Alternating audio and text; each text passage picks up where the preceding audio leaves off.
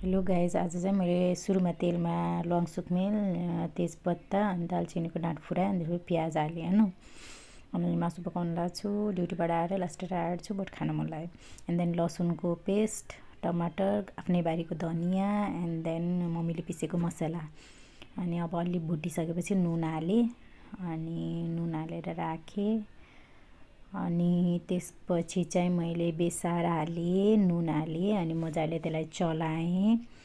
अनि के गर्नुपर्छ भन्दा चाहिँ अलिअलि रातो रातो हुनु स्टार्ट भएपछि बल्ल नुन बेसार हाल्नुपर्छ है। मैले चाहिँ त्यही गर्छु। अनि मैले चाहिँ कुनै टेबल स्पुन या केहीले अड्कल्दिनँ, मैले यत्तिकै ऱ्यान्डमली अड्कल्छु। मेरो बानी चाहिँ त्यस्तो छ, घरेलु तरिकाले अड्कल्ने बानी छ अहिलेसम्म।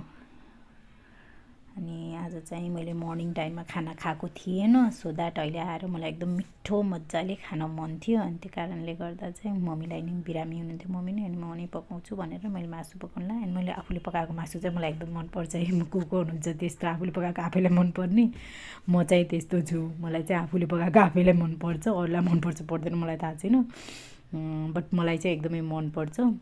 अनि यो मजाले नुन बेसार लाएर अनि यो जुन प्याजहरू देखेछ नि, यो नगलुन्सम्म चाहिँ एकछिन मजाले चलाउने। अनि हल्का हल्का गल्न लागिसकेपछि बल्ल अदुवा लसुन हाल्ने, अदुवा लसुनको पेस्ट हालेँ। त्यसपछि अदुवा लसुनलाई पनि मैले एकछिन मजाले भुट्छु।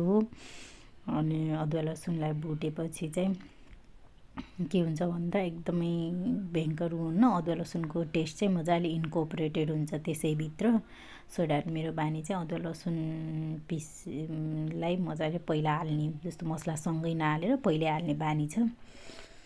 अनि त्यसपछि मैले यो खडा खडा लसुनहरू पनि हालेँ सँगै। मलाई यसको टेस्ट एकदम मनपर्छ। अनि लास्टमा मैले मात्र खान्छु यो चाहिँ, बिकज मलाई मासुमा पकाएको मनपर्छ। अनि यो मसला भयो, मसलासँग मैले थोरै पानी पनि हालिदिएँ, नत्र मसला मात्र हाल्दाखेरि चाहिँ हाम्रो डढ्ने सम्भावना बढी हुन्छ। अनि त्यही भएर थोरै पानी पनि हालिदिएँ। अनि त्यो मसलासँग मजाले भुट्ने। मासुलाई जति भुट्यो नि मासुलाई त्यति मिठो हुन्छ क्या। मसला मासुलाई मजाले भुट्ने हो भने बहुत मिठो हुन्छ। तर मैले चाहिँ म्याक्सिमम् भुट्ने ट्राई गर्छु। सुरुमा चाहिँ मैले मासुलाई चाहिँ मजाले पनि गरेको थिएँ है, कागती हालेर म्यारिनेट गरेर छोडिदिएको थिएँ, कागती मात्र हालेर। त्यो चाहिँ हाम्रो सलमान खान सरको गोल्डी मसला, फेमस गोल्डी मसला।